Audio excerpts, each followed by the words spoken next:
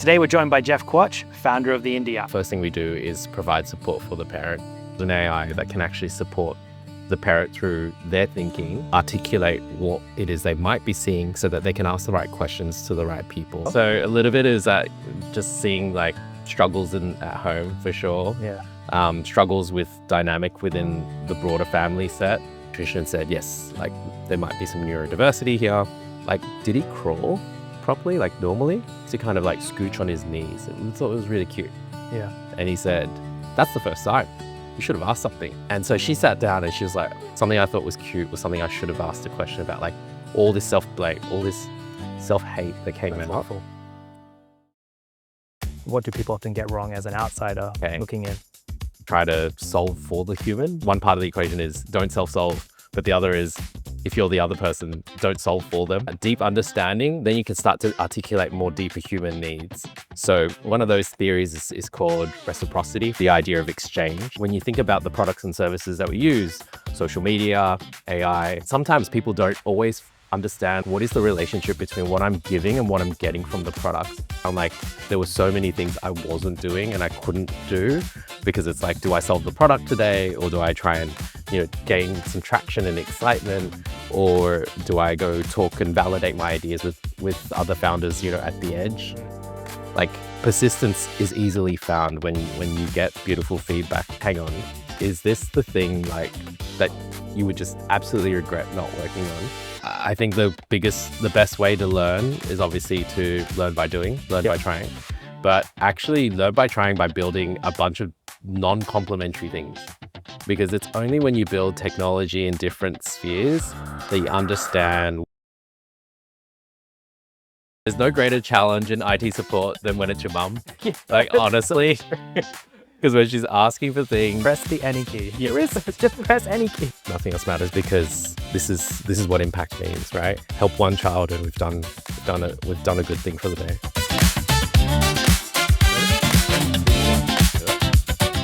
Jeff, thanks for joining us today. It's really an honor to have you here.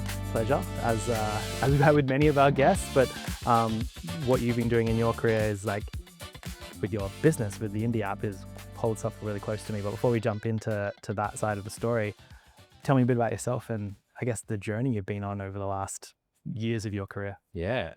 Big question, I know. A massive question, Where do you start? So I'm Jeff. I think I was probably, I have these memories of myself as a kid when my uncle was rebuilding computers to sell them. I can relate to that. And when he wasn't around, I was putting them back together so I could play Commander Keen. And then when he came back, I would take it apart, right? I didn't touch it. I don't know what you're talking about. So I wouldn't get in trouble. But that was where I sort of first fell in love with the idea of like, hey, I can put things together and build something interesting and give an experience really. And I guess later on in life, when I started working, it quickly moved into like, I was actually working with a bunch of mainframe systems for a financial services company. Super boring, but turns out like back when we used to use, and we still kind of do, mainframe systems, we solve the problem of process with humans, right? Yep. And so I ended up building a bunch of like automation scripts over the top, which is sort of before robotic process automation was cool. And I still remember like I kind of did it on the side and IT found out about it and they were a bit like, are you breaking rules here? Is this approved software? I'm not even sure. And afterwards they sort of said, look, you saved us a $250,000 by running this process. So we're not going to stop you from using it, but no one else is allowed to use it. Okay. So don't give it to anyone else. So yeah, fast forward through my career in financial services, working across the whole stack of digital. I found myself working a lot in AI/ML, like before it was cool, it was cool to call it AI. We used to say, oh, it's machine learning. And that was the cool way to say that, we use computers to help us with decisioning. And then eventually found a career in safety culture, building a scale up there and trying to find that intersection between product and AI. That's where I really found a lot of love for solving that dynamic of make something more valuable with AI. So yeah. And then after that, decided like it was time for me to have even more impact. So left my job It's just started building. And that's what turned me into Haven first and really focusing on mental health. And then eventually now here at Indy. Yeah, nice. And you also studied anthropology, which has really supported a lot of the insights and product and customer that you've had when you've been building all these products, working in scale ups, becoming a founder of your organizations. Like, talk to me about anthropology, what it is, and how it has supported you in that journey. Yeah. So it was a bit of a surprise course that I ended up doing in anthropology. But very quickly, sort of, I understood that to design products well, you need to understand the humans that use it and the experience that they go through. And there sort of isn't a more fundamental theory than social anthropology and how do cultures form and how do humans live within that sphere. And one part of the theory is to sort of understand this notion of like cultural relativism, which is this sense that if you live in a space, if you live in a society, you don't really know what's the difference between your culture and other cultures until eventually you travel or you immerse in another space. Then you can ask the real questions of what is the thing that makes my culture unique and true versus the thing that we're seeing and experiencing, say, in the middle of Africa or in China.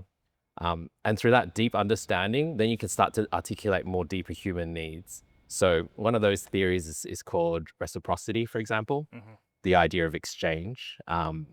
Sometimes we do it for equal value. Sometimes we do it out of like just inherent, like one way. So like feeding a child, for example, you might give a child food. There's no expectation of anything back. Or, at a market, you might exchange for a fair value. Or there might be this like deeper notion of like negative reciprocity where essentially someone's trying to get the most amount of value out for the smallest amount of exchange. And the reason why that part's quite interesting even today is like when you think about the products and services that we use, social media, AI, like sometimes people don't always understand like what is the relationship between what I'm giving and what I'm getting from the products. So they start to question that. And this rises up in this notion of like trust. Can I inherently trust the use of this service? Is it going to be worth, me potentially giving up my data or usage data to understand, whether or not GPT can give me the answer that I've been looking for? And it's because we're sort of treating AI as kind of like a human relationship as well. So I guess that's where, like, for me, understanding how to unpick the deep needs of humans and articulating that in the modern world is quite a fascinating lens on providing and defining value. It's interesting. So particularly in my career, I've been working a lot in the CX and UX space. That plays such a deep role. When you're trying to understand the need of the product and how it's going to add value to the actual person, the people who need to use it. And you see too often a lot of organizations, they're developing these products that they're just developing for themselves. They have an idea and they're just creating it, but they're not addressing the core need of why the customer is using it, and then confused around why it's failing in market or why is there no uptake? Why aren't people listening or watching or utilizing my thing? And it's usually because of that misalignment or misunderstanding of that innate human need. And it's really interesting how much anthropology plays into that role, that experience of the customer. For sure. How, obviously with anthropology and a lot of the work that you've been doing, with Haven and other things, being very mental health and wellness kind of focus. Why such a passion in that space? Like what's the background that drives that? Yeah. So, I mean, first of all, there comes a point in your career in financial services where you realize you're probably not doing the best for humans all the time. Yeah. Because there are so many other problems that people go through that aren't necessarily addressed by the services you can provide as a financial institution. Yeah. So instead, what are the things that affect us on a more daily perspective? What are the problems that we face every day, and how do we solve for that in a new way? I guess that's what really attracted me to mental health. Is that stuff that you've faced? Yeah. As well? So a little bit is that just seeing like struggles at home for sure. Yeah. Struggles with dynamic within the broader family set. And how, because even though we're sort of like, I have a massive family, by the way. Yeah. So I How have many? like 30 cousins on one side. Oh. My mom has 7 siblings and each of them are married. Yep. So, and that's just my mom's side. My dad's side has another 20. So But there's a my wife lot. in the same boat. This is a niche completely different myself, not like that at all. It's coming in and seeing the dynamics of such a large family, like just Right. and crazy. It's crazy because it feels like it is quite wholesome, and certainly as a child, like everything was fine and daisies. But as I got older, I sort of realized like actually there's a lot of friction and isolation in there. I could Uh, imagine.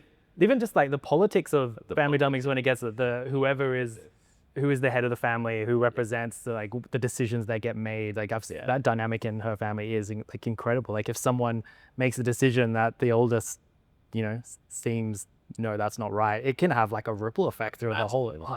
It's insane. Yes, and like touching on anthropology for a second, there's this concept of like some cultures derive hierarchy and importance from like the mother side and the maternal side, Yeah. and there's a paternal type cultures as well. Definitely. And interestingly, over time, they kind of shape differently in terms of how organizations and even like the companies, for example, work together because of these underlying cultural biases or drivers, if you like, in how we respect people's opinions and how we gather input and how we drive direction as well. So, but yeah, going back to the family thing, seeing, I guess, struggles, struggles that my parents are having quite often. For example, like it was not a quiet household where we were coming home late from school. So yeah, always a theme on my mind. Like, how can I support my mom? And she, she's not English is a second language. There's some barriers there to her getting access to support that we might find more, acceptable these days. There's obviously this feeling that she has where she feels like almost like innately like weak if she asks for help as well. So even though we've tried to encourage her to get services, like she has always gravitated towards, no, I'll try and help myself. And so that was kind of where the catalyst for something like Haven came to life, where it was, well, if she's already going to be seeking this out, how can I actually design for mum? How can I build a product that will help her so that, when she says, hey, Jeff, going through this thing, my personal biases aren't affecting that as well. Because obviously there's that kind of friction between me trying to be like a child, like her child, respecting her opinions and what she's going through, but also being like a supportive at the same time. Like there's a lot at play when you get asked to play that role. So yeah, that's why I guess in my head, like I certainly believe there's this world where we can solve for better like mental companionship through technology. It's creating that empathetic touch point, right? And one thing I would say, even looking at it from my own family point of view, if I were to introduce tools to them, they would look at it and be like, why would I need to use technology? Like I've been getting on okay. I've been doing fine. It's like, yeah, but are you seeing the disconnect that is occurring in your life? Whether it's the relationship with your kids, a relationship with other people, like these tools aren't here to replace. They're not to take over, but to like give you that support and guidance. It's a very hard thing for them to accept. Looking at that generation, that older generation. Yeah. How have you found that, even engaging with your mom, particularly with Haven, as you mentioned? Good question. So initially, I mean, I think I had a leg up here. So like my mom used to ask me for like IT support. Yeah. And there's no greater challenge in IT support than when it's your mum. Like honestly. Because when she's asking for things, press the any key.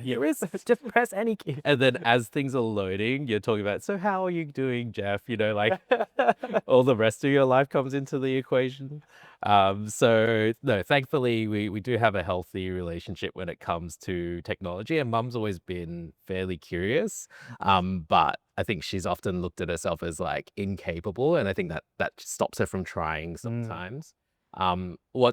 What was funny was actually on Mother's Day this year, I was thinking about like what made it special. And one of the things that made it special was we actually gave GPT to mum successfully for the first time. So it wasn't the first time. Wow. Okay. Yes. But it was the first time she actually like used it of her own accord. How was that experience? Oh my goodness.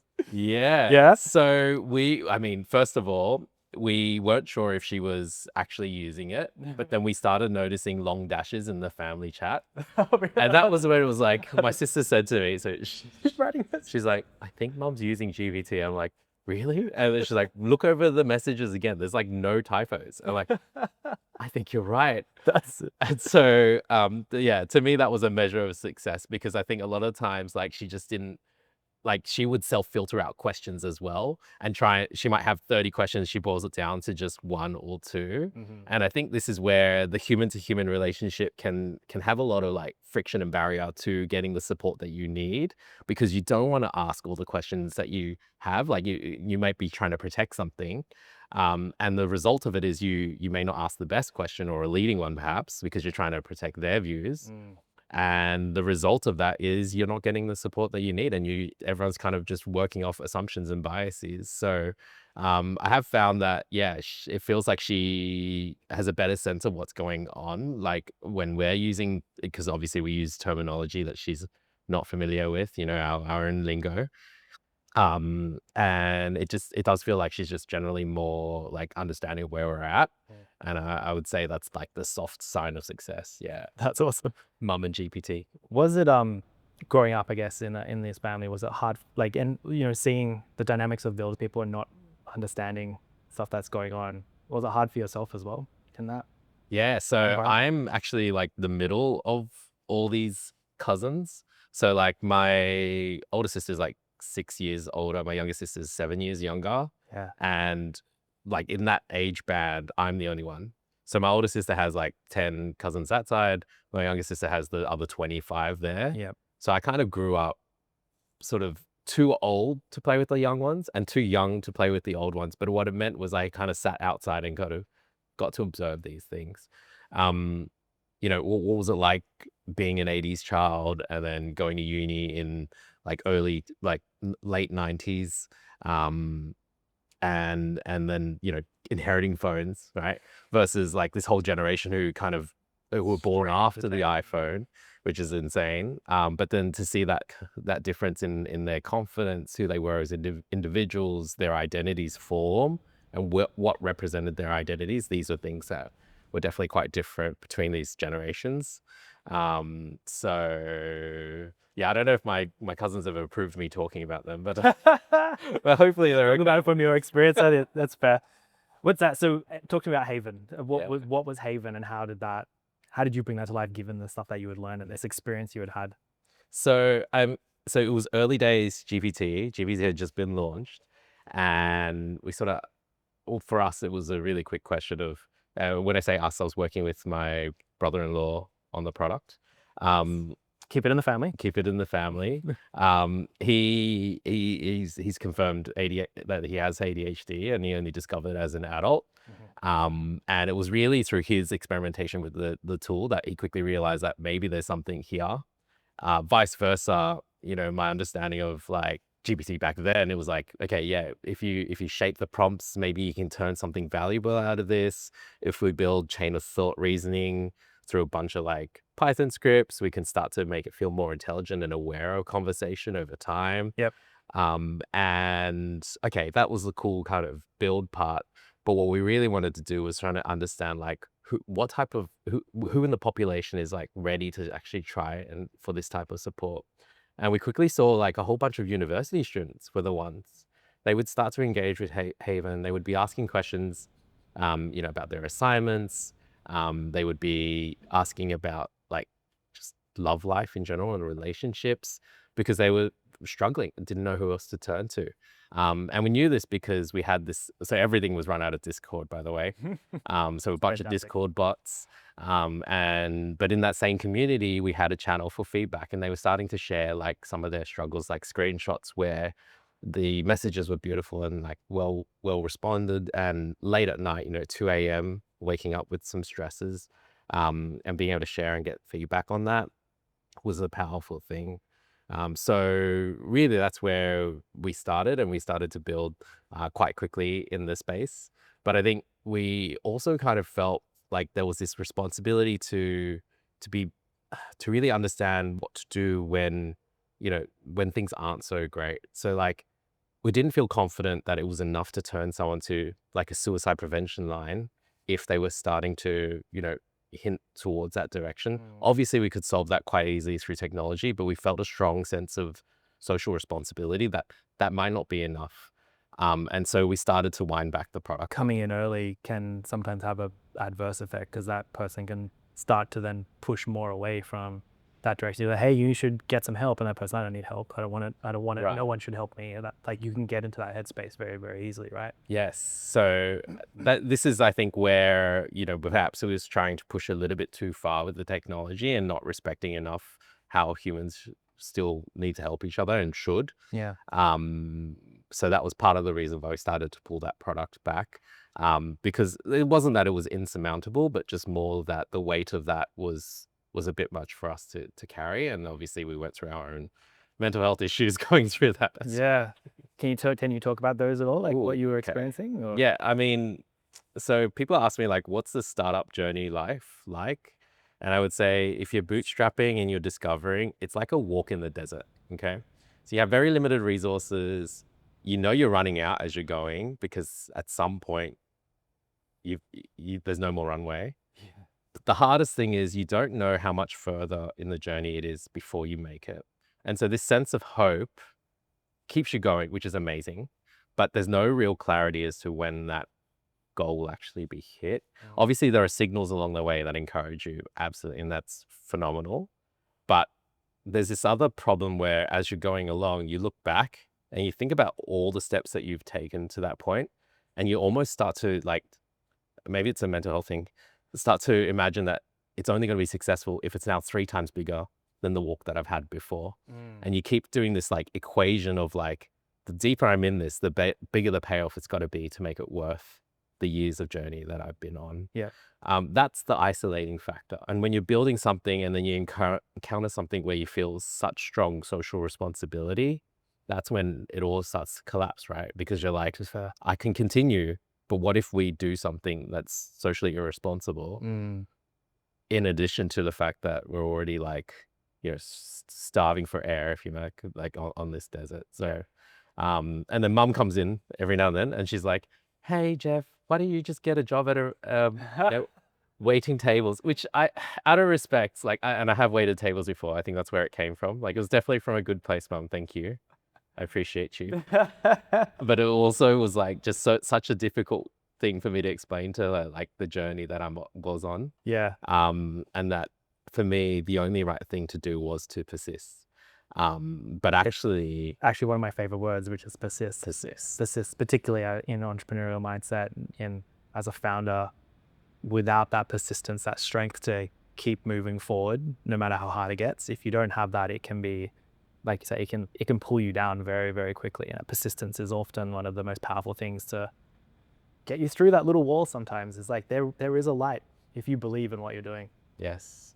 And I think that's the power as well of working in a space where you can help people with problems that are more present and daily in their lives. So whether it was Haven Mental Health or now with Indy, and pediatric care and developmental care, like persistence is easily found when you get like beautiful feedback from parents sharing how the product has already solved a problem for them where they were stressed out in the middle of the night, needed some support and found it, and then were able to get to the hospital the next day quite smoothly as well. Yeah, I mean, it's a beautiful thing, and that, I guess that's the difference between walking in the desert on your own and having those strong signals that you are on the right path. And this is not a desert. This is like a paved road, and you've just got to be persistent, consistent, and then get to that outcome. It was a time in, this is going back many years, I was going through a career transition myself, and my mentor at the time, and she gave me her book, and she put in the sticker on the back as part of a little blurb that she wrote, which is persist was her keyword. And like, it literally like brought a tear to my time because it's something I needed. Sticker sits on my computer, like on my screen constantly. It just sits there, the persist, that's all it says. It's in a little circle thing that she just stuck on the book. Love it. That's just the word that I always got there. It's like no matter what, just, if you believe it, just persist. Yes. It's like a Ted Lasso moment. It is. Stick it on the thing. It is, isn't it? I love it. That's so true. So Haven, I guess it introduced you into that world of mental health from an entrepreneurial mindset, from a founder position. Tell me about that journey, that transition that you then went to bring Indy to life. Yeah. So I mean, essentially I was in the thick of the desert, suddenly feeling super lost because we couldn't really continue, like, from a social responsibility perspective on this path. We had to shut it down. And our own mental health was kind of suffering from it as well. Yep. So yeah, started to try and build all a bunch of different AI products, but quickly realized again, like, building on your own is really difficult because there's so many things you need to do. When you're not building the product, when you're not talking to customers, then because you're focusing on, making sure you have runway or you're talking to investors, like, it means that your brain is so split into too many camps almost. Like, having that support of a co-founder is actually quite a powerful thing, because not only do you have like a sense of like shared responsibility over the company, but you can have trust that someone has got it covered. Whereas that solo founder journey, like, it just found like there were so many things I wasn't doing and I couldn't do, because it's like, do I solve the product today, or do I try and, gain some traction and excitement, or do I go talk and validate my ideas with other founders, at the edge? Like, there's so many different things you could be doing, and when you do that alone, yeah, it can be incredibly daunting. So I think the realization for me was there's a bunch of things that I'm not good at, that I'm sure, like, I could find a co-founder who is amazing at, and of which I now have. So I'm now working with Oren. Yeah. How'd you go about Yeah. with So being your co-founder? decided to join the Antler accelerator back in December last year. And that actually started in February this year. So our cohort was cohort 13. Initially, I actually went in thinking that I was going to lean on my experience in financial services and build a bunch of like insurance agents, right? Replace the back office with a bunch of insurance agents, go through small business. Like, there was a nice like go-to-market play there as well. And actually got some good traction there, to be fair. But I would say, like, after meeting Aaron and then realizing that he was building a company for his daughter, it started to make a question like, hang on, is this the thing like that you would just absolutely regret not working on because of the number of people you could help? But even still, if you just helped one child, that would mean so much more than, one insurance company, if that makes sense. So yeah, that realization was like the first part. The second was, actually, we do have incredibly complementary skill sets, and I would say some credit absolutely goes to Antler here, in that they encourage us to find someone who can plug your gaps, and perhaps not a typical founder you would pick. Yeah. So typically I would choose like a heavy dev or like a heavy product or a heavy designer to partner with. Maybe it's a bit of my bias. It's like looking for like, maybe. And so I would have struggled to find someone who was more commercial, someone who was more domain expert, because of my inherent bias, like, build good product, right? Yep. So yeah, met him, saw his business plan and just how structured he was with making sure that we had oxygen for the journey. But also, I would say it was like the second parent interview I did, when the mother shared her journey and she started crying. And we started crying because it was horrendous, right?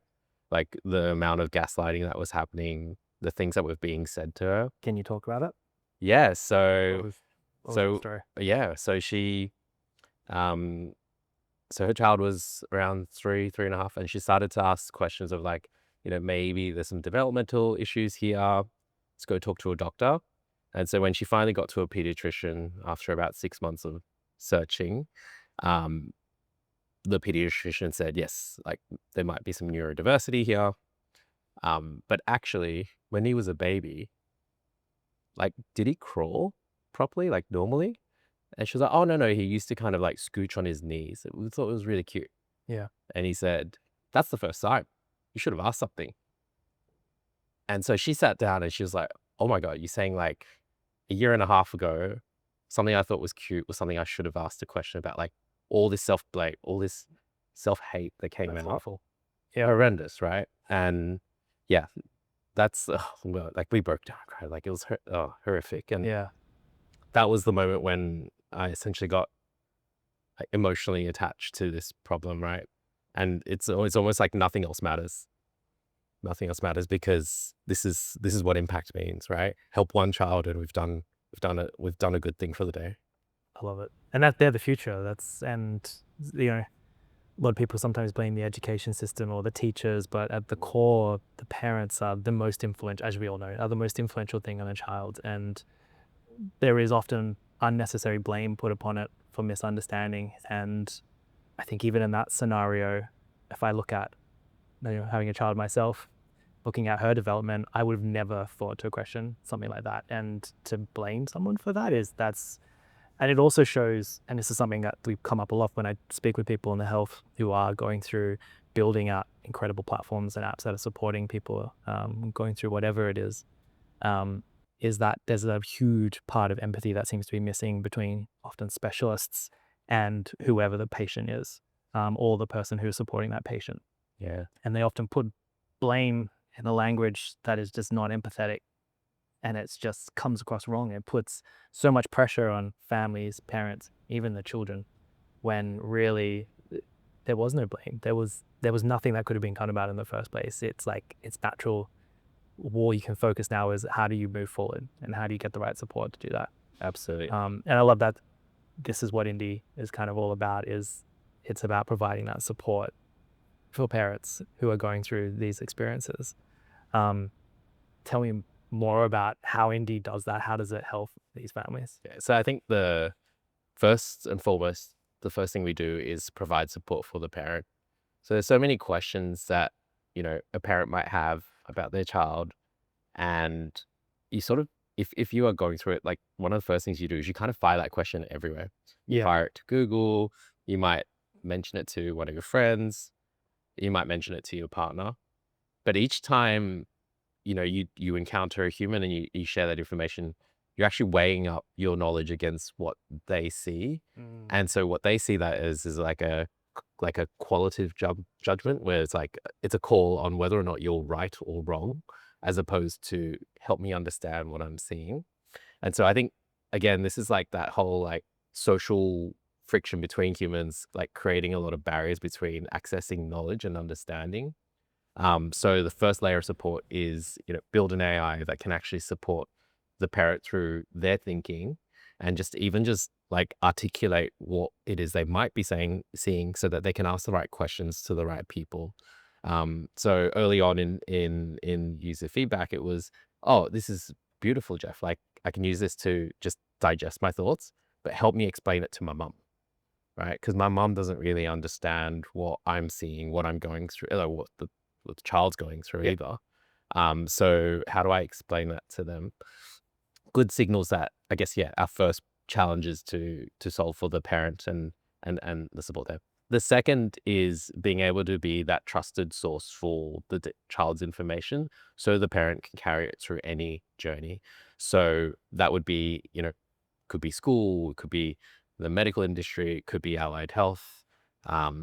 It's really about capturing, you know, how the child shows up in different environments, and having that in a central place where the parent can use that to represent what they're seeing again. Because oftentimes the journey of diagnosis is, you know, dots in time, you know, and correlation in time, but also how the child shows up in the moment. And so that can be a lot really taxing on a parent when a pediatrician says, oh, take me through what you're seeing here today, like, well, with your child. But the child is like having a good day and shows up fine. And so the pediatrician's being served this evidence and this story from the parent, but it doesn't weigh up with what they're seeing. And so inherently there's this like, well, look, just come back in 3 months. We'll see how they're going. Like, Being a moment in time rather than the whole picture, right? perfect. Yeah. And so, yeah, that's absolutely like our second point of value, is to provide the ability for a parent to represent the child's story in the various moments where the child needs to be like described and their journey needs to be explained. Something I've always experienced is there's such a varying, I guess, every experience is unique for somebody who has going through mental health, particularly with things with neurodiversity and the works. They've all ebbs and flows. There's the things that impact them, how we see and how we perceive, how we are triggered in a particular moment, the things that shut us down versus that wake us up. Like it's everyone has different experiences in that. One person will be inspired to never want to put down a book, whereas another can't get their faces off of a computer game or something like that. Like everyone has these experiences in different formats. How are you able to adjust to that diversity, particularly within mental health, and with the AI tool that you're building over the top of Indy? So I think this is the unique opportunity we have today, where we've unlocked the ability to, as a society, to build products that are hyper personalized to the individual. What does that actually mean? It means that we can capture elements of what drives them, what makes them who they are, and then tailor the product to that in a way that, it's not creepy. It's more just like, okay, you generally prefer more like succinct answers, or other people prefer more like detailed explanations, like little preferences like that, that we leverage in our product to adapt the experience overall. This is where I guess the nuance of humans and individuals can actually become a positive thing, where trust is actually built because the intelligence actually works with their mental model and how their brain operates. And therefore it is a true co-pilot. And that's why we see that as our kind of core metric of like, if we're a true co-pilot in this experience, then, a parent is able to trust us with their information, with their child's data. What do you see people getting wrong about mental health, given the experiences that you've been on now and the stuff that you're seeing coming out of the experience with Indy? Yeah. I think honestly, it's that people try and self-solve. Yes, yes. The biggest challenge is that we try and self-solve, and then through the process of self-solving, the number one trick our brain plays is confirmation bias. And, whether we're interfacing with like social media algorithms, like LinkedIn, for example, like I saw this post today around like a founder who was in a dark moment, and she went online to LinkedIn and saw all this information that confirmed that she wasn't moving fast enough, that she might run out of money one day. But those narratives, okay, part of it was the content being served to her and I guess her search or browsing history. But part of it was that her brain was actually looking for signals to confirm her feelings, right? And her understanding. And this self-solve piece is actually the thing that kind of interrupted her ability to I guess, not suffer through some mental health struggles, right? Negative bias. It's like, it is actually, particularly since the dawn of the internet and social media, it is so easy for you to look up something and get so focused on the negative rather than look at the positive. Like the black and white, the easiest black and white example is like the flat earth, or not having your injections and stuff like that. Like you can get so down the rabbit hole of negative rather than focusing on what are the positive outcomes, because again, you're just serving a bias, and that's how you end up with this information and all that type of stuff, which obviously from a mental health perspective is exactly the same kind of impact. Right. What about the flip side? So that's what we get wrong in ourselves. What about for the people outside in who don't necessarily suffer from mental health or aren't seeing anything, who are seeing others going through it? What's one of the, I guess, what do people often get wrong as an outsider looking in? I mean, the number one thing that, I mean, even I do, absolutely, and I think a lot of humans do, is try to solve for the human. So oddly enough, it's like the one part of the equation is don't self-solve, but the other is, if you're the other person, don't solve for them. So yeah, where does that actually leave you? I think what's in the middle and what people are actually looking for is just connection, right? And connecting on a level that is empathetic, isn't about like serving an answer necessarily. And really is just like hearing what they're going through. And that again, it kind of goes back to this earlier point around like, we humans suck at communicating. Like, Yeah, we really do. really do. We really do. There's so many questions you have, and there's only so many you ask another human. So you've already pre-filtered. And when you do it, you can sometimes be so tailored like mum, that you're trying to answer all these other questions with this one, why didn't they invite me to dinner question, right? But what she's actually asking is like, do my siblings still enjoy spending time with me? Yep. Or underneath that, did I offend them in some way? Did I break that trust in our relationship in some way. But like all that comes down to like, why didn't they invite me to dinner that night? So yeah, this kind of, I mean, essentially, like she's been led down this path by that self-solve again, right? And she's asking in a way that makes me elicit an answer for her as well. So there's so many dynamics at play here that cause that, yeah, difficulty with getting the right support for mental health. So what can people do better?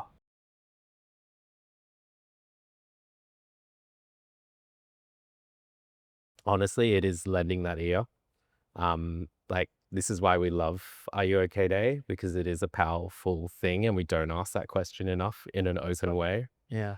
um that Are You Okay is, there's actually a couple layers to it. I think a younger and more naive version of myself was just asking the question to open the door. I think that's absolutely powerful, but there's actually a different form of open the door, which is make it safe to talk about the topic, if that makes sense.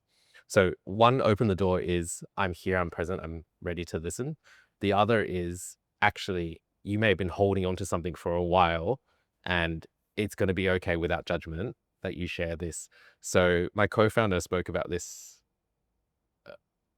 Hopefully it wasn't in Coffers. But this notion that like he's in a group chat with some old friends of his, and a lot of them have kids now, but obviously he's suffering like a difficult journey with one of his kids, and they're sharing stories of like, wonderful times that they're having. And he's always questioning, should I share how horrendous 3 a.m. was last night? Will that tear everyone down, and will that turn me into like the sob story? Yeah. Will that draw all this attention away from the group? But then again, I do want to share. And so like that's a different type of opening the door, if that makes sense, where it's like not not letting people just put the covers on everything versus yeah, what I used to think, Are You Okay? It's a point where narrative is really important in that scenario, right? Because you're right, he could he could just be like, I just want everyone to feel bad about me. Sorry, that's not his approach. He wants to create a positive narrative around his experience, which is good. And you see it with a lot of mental health and a lot of even more so with women when they go through pregnancy and all these other things. There's so much of a journey that they go from, and it's just a big misdemeanor around talking about it. And then they experience this thing and they're like, why didn't anyone tell me about this? It happens so much in mental health as well. So true. That communication, right? It's such a thing that we are bad at as people. You touched on the Are You Okay Day thing, and so from my family background, it's the tension of relationship has always been with my father. That's where a lot of the issues and conflict have always come from, and he's obviously, the relationship has improved over time, especially as I've grown up, and we tend to understand each other a lot more now. But he did call me up the other day and he asked if I was okay, and I was like,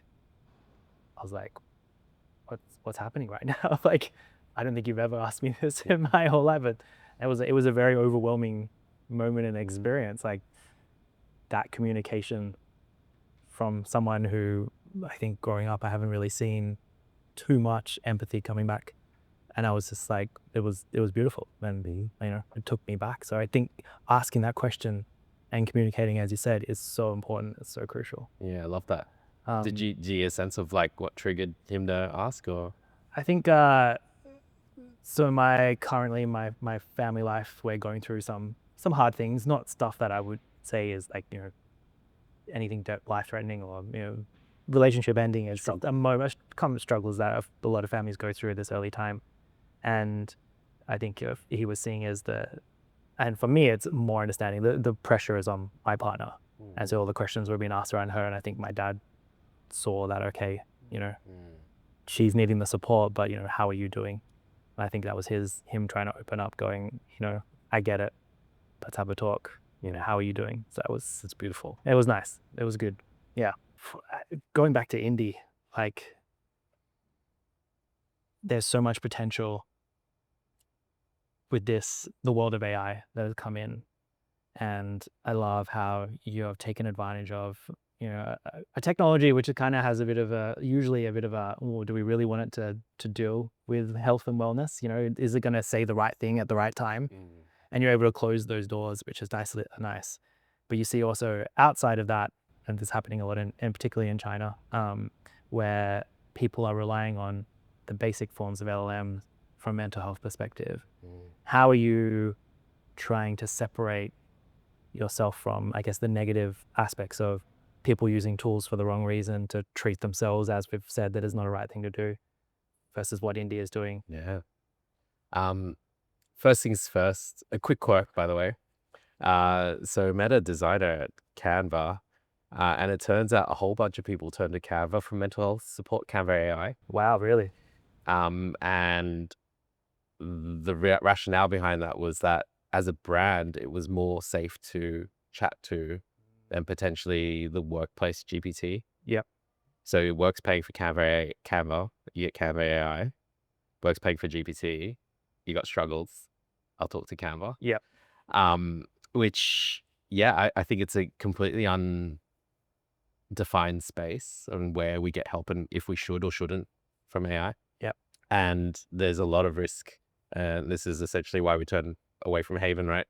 That if you get it wrong, like negative impacts are so real. Yeah, definitely. So a lot of the job of Indy is actually, and building Indy is the guardrails. How do we build the right protections in place for the people using it so that they can get the help that they need? And so one framing that we have around that is like the job of Indy isn't to take away from what humans do best. Maybe it is some of the process, maybe it's some of the annoying bureaucracy, but it's actually to enable humans to be human again and to strengthen the human to human ties. So we think about that whole notion of like humans are struggling to communicate to other humans, but we help them reflect in a way that means that when they do use those moments, that they are the hyper effective and they get the help that they need, then we've done our job, you know? So we aren't trying to say that you should turn away from all your connections. We're actually trying to restore them and improve them. Tell me what's the usage of, like, how does someone go around using Indy? Talk about the actual customer experience. Yeah. So web, mobile, you can access Indy. And essentially it's a chat. It's a chat for you with our intelligence. And you can talk about any topic. There is a slight bias towards talking about your child because we are trying to solve for that specific use case. Yep. But as parents share information, Indy starts to tailor the experience and the conversation to what they're going through, what they see, perhaps explaining terminology, perhaps sharing different ways they can access certain types of help. So oftentimes there's an awareness issue of like, what does a speech therapist do? And it turns out speech therapy isn't just the spoken parts. There's also like nonverbal communication that they get involved with. And early on, it's like pointing and it's reaching and it's turn taking. There are these dynamics of speech that, I guess it wouldn't be obvious if someone said, oh, you need to go see a speech therapist, that you would naturally think of. Yep. So yeah, when it comes to the Indy product itself, parents are engaging with it largely through chat, sharing data, sharing information, and we're helping to store that in a reliable way so that they can move through different services and support with other humans. Amazing. Mate, I'm conscious of time, and I've got some quick fire round questions for us that I'd love to unpack. And as a founder and an entrepreneur, what kind of tools are you finding like most beneficial to building your business and working on your AI on your work? Tools. Okay, so I am loving Notion AI and Notion itself for the reason that it's just a common place for us to share information and exchange. So that's not going to be hugely revolutionary, but I guess like, a single platform for all of that is quite nice, because what we actually do is we tie in some agents work off the back of that so we can quickly build some product. So that's, quite beautiful. Obviously Claude Code. Yes. Claude Code is like, I wouldn't say it's my friend, but it definitely understands a lot of what I need to do. So bouncing back and forward and just iterating on that. Prototyping. Prototyping. If you could go back to the beginning, before Indy, before Haven even, and start again, what would you do differently? Have this honest conversation with myself that maybe you don't need to solve all your problems on your own, and you can look for other ways to get support, in particular, a co-founder. Yeah. That would be the one. We had a great conversation with someone just recently, and one of the answers they had to that question was very similar. It's don't rush into getting a co-founder that is just there with the big name, the big title, the big dollars. It's like building culture from the ground up is really crucial. And if you have that co-founder who's, you know, coming with a good journey on you, who's not in it for the fame and the money, Yeah. you're gonna have the best outcome and the best experience. Love it. What advice do you have to tinkerers and entrepreneurs, particularly in this world of AI now, where you can pretty much build anything you want at the few types of a button? What advice would you have for them who are trying to figure out how to start their journey as entrepreneurs? I think the best way to learn is obviously to learn by doing, learn by trying, but actually learn by trying by building a bunch of non-complementary things, because it's only when you build technology in different spheres that you understand what are the nuances that make it successful in different industries and for different use cases and for different, therefore, customer needs. So in other words, go wide, go fast. I love it. Break things. No. Jeff, it has been an absolute pleasure. Thank you so much for joining us. Everyone, Jeff Quach, like and subscribe. See you in the next episode.